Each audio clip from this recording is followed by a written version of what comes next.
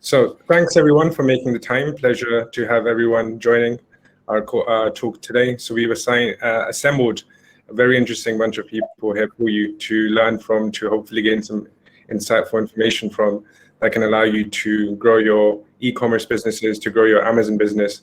And then on our side, we want to look at deep dive into the Amazon ecosystem, the Amazon marketplace, and looking at different examples, different ideas that we'll discuss and share with you guys that can hopefully help you grow your business if you're already trading or get started.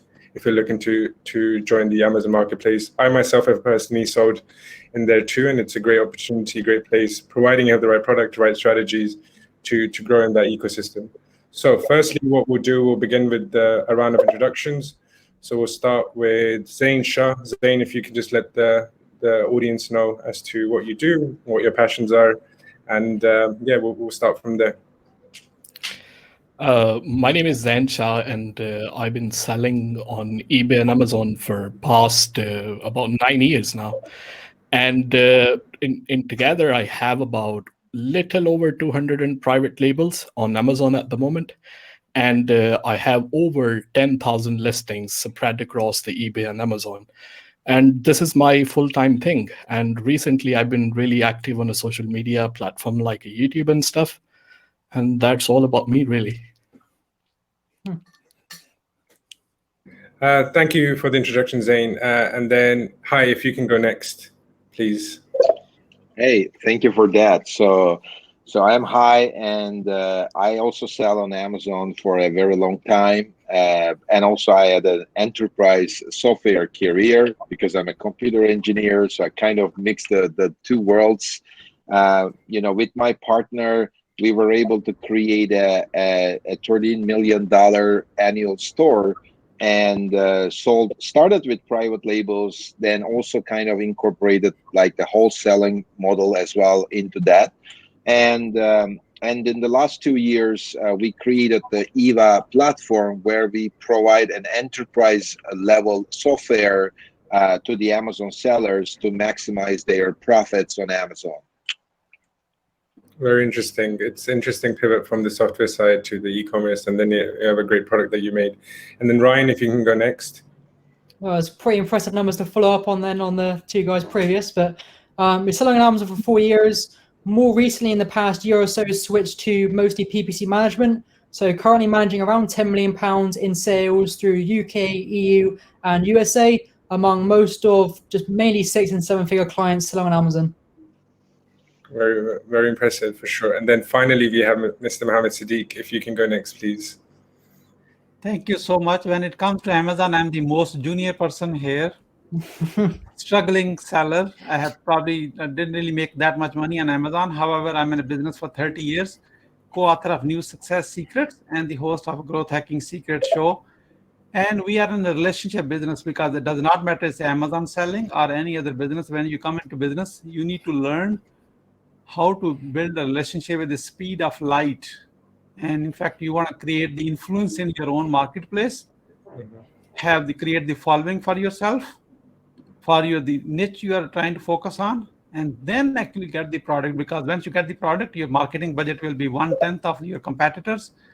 And you can only win when you know your cost of acquisition of a client before you even put your $1 into buying the product. I have done this for over 20 years. And I have clients all around the world, and hopefully you are the next one. Perfect. Cool. Well, thanks everyone for the introductions. Very eclectic bunch of people here that we've assigned for you guys, but knowledge keepers, great minds. Hopefully we'll be able to share the wisdom that we can to help everyone in their journey. Brilliant. So next we'll start with the panel. So we'll look at hot selling product ideas for Q3, Q4 2021, or ways that the audience can find other products that can allow them to have a fun, exciting, profitable next 6 months. And then, as we all know, Q4 is what we will strive for in e-commerce, especially on the Amazon platform. So Zain, if you can share your thoughts with the audience, please. The thoughts on finding a hot selling products is, I always say, guys, The problem with most of the sellers is they find a product first and then they try to find the customer for that product. It doesn't work like that. You have to work other way around. So first you find a particular customer that you want to target, and then you find the products for them. So it's not like you, I mean, it's a very famous quote saying, don't find the customers for your product, find the products for your customers. And this is very underrated things that a lot of people don't really understand. So recently, I'm not just going to give a motivational speech. You guys are not here for that. So I'm just going to give you a product example, really, which will really fit inside this motto, which I always have. So I sell mobile phone and accessories. I mentioned that many times over to the social media. If we comes to selling, let's say, for example, iPhone charging cable, a lot of people are using iPhone charging cable. The first thing which is going to come in mind, okay, the cable out of the box is 1 meter iPhone charging cable. I've given this example many times. And one of the top selling product on Amazon, which I have at the moment, is 3 meter charging cable and 5 meter charging cable. So it's not like I've been Isaac Newton who invented a new product. I just take an existing concept and just been creative with it. And it's the fast selling product as well. It's an old example. I'm just going to give you a new one. It's all about understanding the audience who you are trying to target. So Apple recently came up with their Apple AirTag, which can you can attach with your bag, with your wallet, and all that kind of stuff. And the AirTag doesn't attach with the bag. It doesn't attach with the wallet. You have to have a cover to attach with your bag or with your wallet. And the cover is really expensive. And I've been talking to a supplier in Pakistan, and he told me that I can do this cover.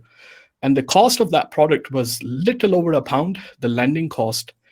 And you can literally start that with like 500 of just minimum quantity, like 500. A lot of people, they hesitate, like, okay, they have a money, but they don't want to take a lot of risk. So £500, I don't think it is a lot of risk. So order 2,000 of them, and within 10 days, all of them has been sold. And we sold them over £10, little over £10. There is no PPC involved. The tools and everything is great to find the hot selling product. They're gonna eliminate the risk when it's come to selling a product on Amazon.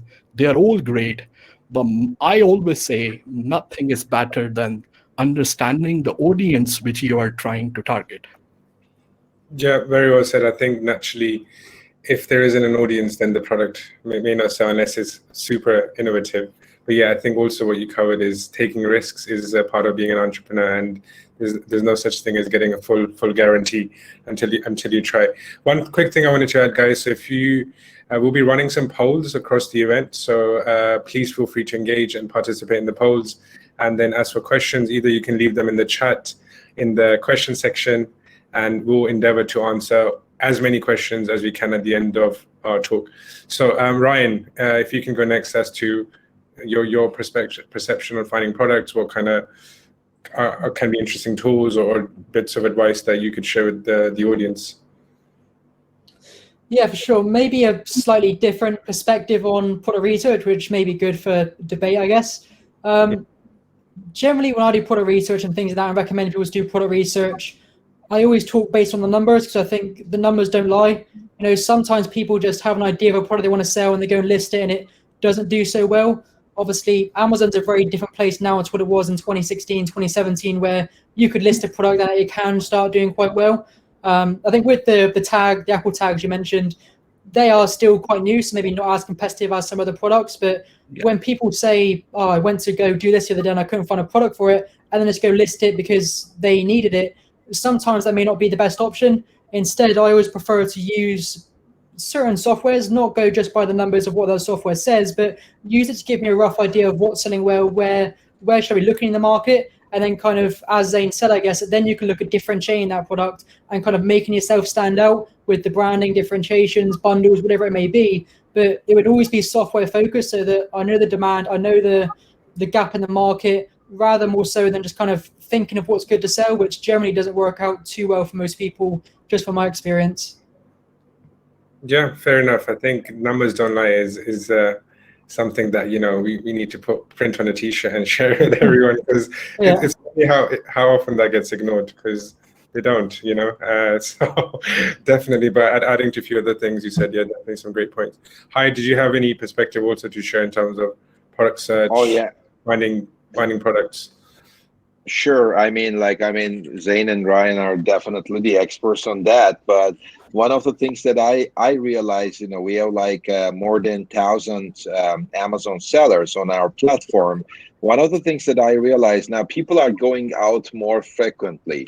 So there are like two things happening. Like one is the summer related products. Like people are now thinking about going on vacation. They want to go like travel, and also like even they just go to restaurants. So like they need to have a nice shape, they want to do something with their hair or with their face. So there's like a lot of like interesting, like as Ryan said, it's all about data. When I look at my like the stores that are selling beauty products, I see an increase now, like hair dryers, or like anything like a face masks, or because like all the men and women, they all want to be, but want to look more beautiful now, because they're now going to a restaurant or somewhere. Before they were just sitting in their homes. So there's like a trend changing now. Also, they just go to vacation and they just need to buy more stuff, especially with like juniors, because like the teenagers, the juniors, babies, now they all change. Like in the last 2 years, they all grown up, right? So like the families need to buy things for them. So these are the kind of areas where I see this post-COVID impact, and people are buying a lot of stuff right now. That's what I see. Yeah, no, definitely. I think also when you're not allowed to leave, I think that's where e-commerce has grown. Well, not exponentially; it's always been growing, but more so in this environment where A, you can't leave, B, you're just bored and you want to buy things more so, I guess, to keep yourself busy. And we have a habit of spending money. If we can't spend on one thing, I guess you want to spend on something else. Mohammed, did you have anything else that you wanted to add as to just finding products, or kind of the ethos of trying to find the right products, or whatever the right product is, to get started or to grow your portfolio? Yeah, once you have a product, you made up your decision. I want to execute as per Zain, Ryan, and Hai, and I agree with all three of them, because that's the right perspective. Once you pick one, the next thing is you need to build a velocity of that sale. You can't have a 1 day, 2 days, 3 days, even 1 week. Organically keep pushing it, just like getting on the highway. More sale, that will actually explode the algorithm of not manipulating, explode it almost, because they say, what is happening? Because you will keep showing in the recommendation engine all over. That's where what you need to do. You need to have an influence of your people who are following you. And not only following you, you need to have a relationship with many, many other influencers, especially the micro influencers who have 1,000 followers, 2,000 followers, 3,000 followers, because they all have a very close, tight-knit relationship with each other. Because when someone has a 1,000 followers, they ask their people to, hey, here's the link and buy now button, buy it. They will buy it even though they don't need it. Why? Because they love him or her. So that is the way to actually stay ahead of your competition, and almost like a crush your competition. And once you are in that business, now the product is hard selling, ongoing consistently. I was the number one in 12 years in my business, with competing with 30 companies. And number 2, number 3, number 4 combined volume was less than my number 1. Just that. So that's the secret of 12 years of experience. Sure. I think naturally, once you have the product, then naturally how you market it, and then finding various ways to do so, including influencers and other community leaders, is definitely a great way to grow that brand and the product and the needs for it as well. Brilliant. Okay, let's move to the next topic. So more so, I guess, for Ryan and Zain, is how to optimize your ads in Amazon to grow your business, which obviously it's a bit of a minefield at times with all the different types of ads one can run, and then constantly refining it, evolving it, and it can be a bit tricky at times. So Ryan, if you can share your thoughts in that first, please. Very hard topic to talk over in the amount. You'd obviously talk about this for hours and hours and hours, trying to go over how to optimize campaigns I guess probably the easy way to do it is go over mistakes people make when setting up campaigns, and the very simplest way you can start to optimize. Yeah. With you'd be astonished. The 6 and 7 figures, some of the sellers we work with are selling £4,000 or £5,000 a day, and they've never downloaded a search term report. Now, some of you may not even know what one of those is. Basically, something you can download from your PPC campaigns to see what keywords you've been spending money on. And there's sellers doing hundreds of thousands a year who never actually download this report when we go into their accounts. So just something as simple as understand where is your money actually going. There's so many different targeting types now to target different keywords, and sometimes you can target one and that will lead to 20 others. And people only look at the kind of overlay of the data that I'm targeting this one keyword. How is that doing? They don't look at what that keyword is finding in the report. So I think just knowing where your money is going and optimizing your campaigns based on that to stop targeting keywords and target new ones and learn from what you're doing. That's a very important point right there. And just to keep it quite simple, just knowing where your money's going, look at your search term report and optimize based on that by taking out things and targeting new areas as well.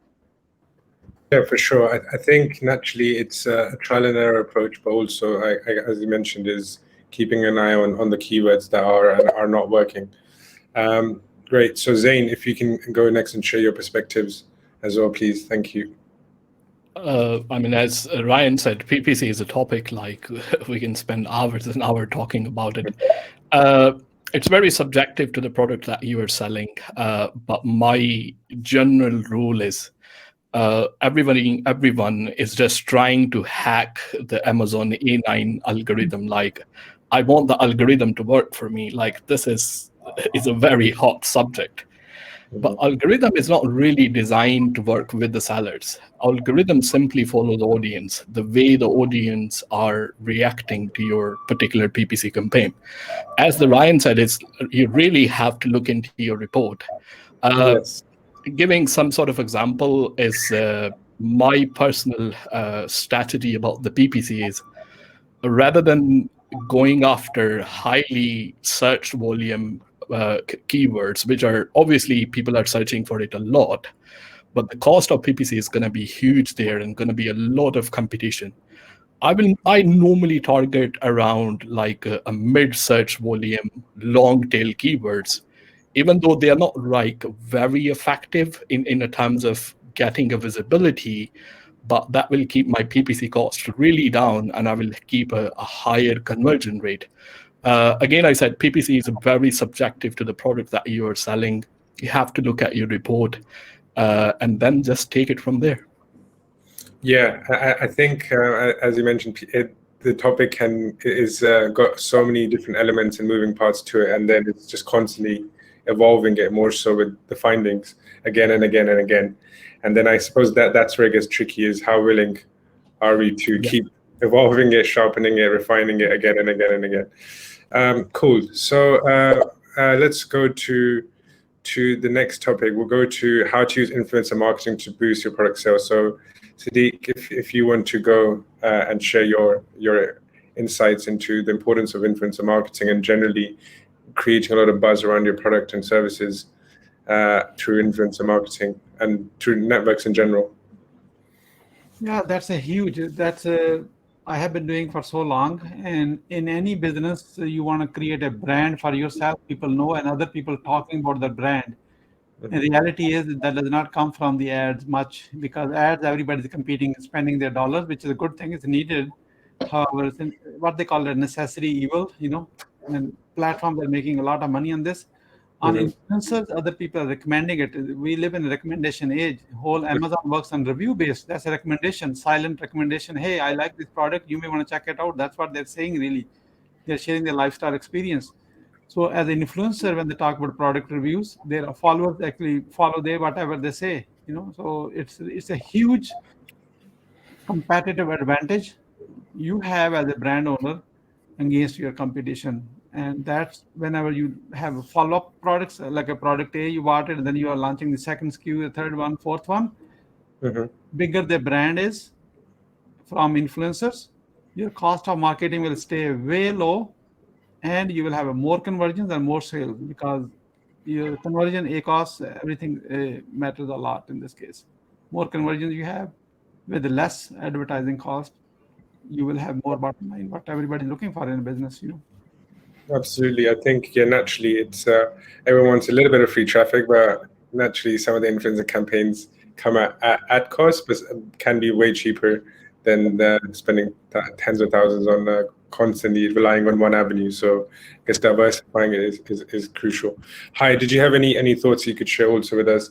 I suppose also with how you grew Eva through different elements to build traction, win communities.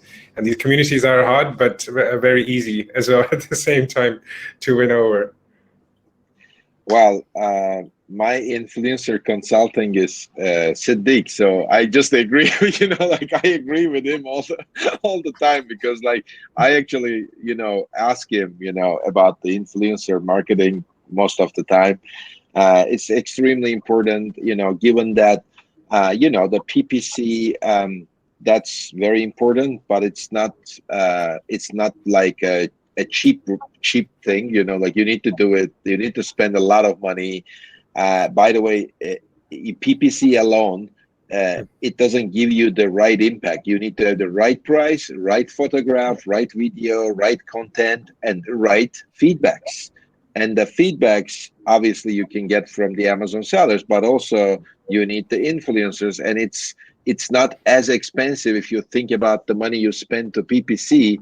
$100,000 revenue per month guy can spend maybe $20,000-$30,000 on PPC, and then it may make sense to spend a couple of $1,000s into the influencer network as well. So psychologically, people just think, oh, ACOS 30%, but it's like too much money. And then why not to spend some money to influencer network so that you can bring traffic from these sites? It's much cheaper, and it is really important and mandatory. Yeah, definitely. I think it's all about finding new ways as well as tried and tested ways, which has become more mainstream as with the influencer channels to get traffic and conversions, especially if it's a targeted audience that is relevant to your product. Cool. And Ryan, did you also want to share a few things as you run your own groups, try and inspire people to Facebook groups? Where do you think we can also learn from in terms of influencer marketing? It depends on the product. Influencer marketing is something that I've never really used too much, like for Amazon products themselves. I think when you build yourself to an established level, it definitely has its place. Some products more than others. I think we've worked with people before that have baby products and like children's products. I think recommendations of products like that work stronger than if you're selling a phone case. If someone recommends a phone case, it's not really like you have to get that one, but I feel people with younger like children, things like that, they're more kind of particular about the products they buy. They want something safer and like something good quality. So I think it depends on the product. Again, it's not something that I've really used too much. I've always kind of gone more for the analytical side of PPC numbers and that kind of thing. But again, I think if your brand's big enough, if it's established enough, if you've got the spare capital there to go for the influencers, it doesn't have to be the big ones that have 100,000 followers. It's like Siddiq said earlier, even the ones that are between 0, 10,000, 20,000 followers, you get a few of those on board. It generally don't cost that much. It can all add up. So I think it has its place. It's just not something I really used too much in the past. Fair enough. I think naturally it's about do what works for you and trying different ways. And if it's working really well and you have a system, then naturally it's better to also scale it. Zain, if you can add some closing remarks on this topic, please. Yeah, sure. Amazon opened up their platform where the influencer can actually be the part of Amazon platform where they can do the live stream and recommend the products to the people who are watching that live stream. I am very keen on it. I believe this is the way to go in the future. As Hai said, that the PPC is not something where you can actually grow your products to a level. PPC can be a curse as well. A lot of people say, okay, I'm just going to spend a lot of money on advertising in the beginning and then take my products to a level. But once they take off the PPC, the product doesn't sell. Amazon, I mean, obviously they have more data, they have more numbers which they can compare, and they know the power of influencer marketing. And that's why they built in the streaming system where I, as an influencer, kind of join Amazon platform, and based on expertise that I have, I can recommend the products with the customers.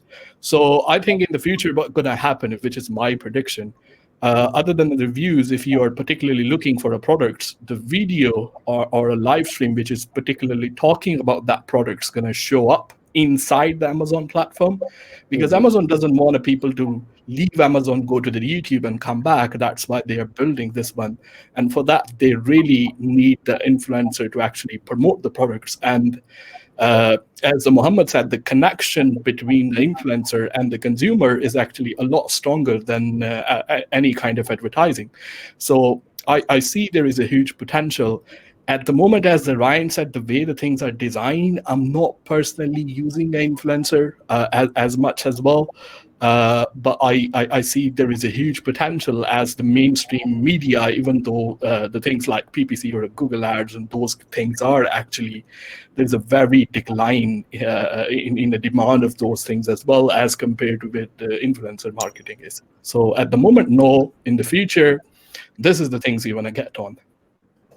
Yeah, very interesting. I think that would be very cool, I suppose, with the Amazon Marketplace always kind of evolving. If there's the addition of influencers selling inside the platform, more so like a QVC, you know, for the modern age. It's happening already. I mean, Amazon is like the streams are. I don't know any person who do the product reviews and not streaming on Amazon nowadays. Sure. So there are tons of influencers already doing it, but it's just the need to bring more awareness to it. Yeah, for sure. The future will be very interesting in that. I think there's definitely a lot of space. I think in Asia, it's quite popular in terms of live streams and selling product via live streams and social media. But yeah, let's see what happens. It will be very interesting to see what happens next.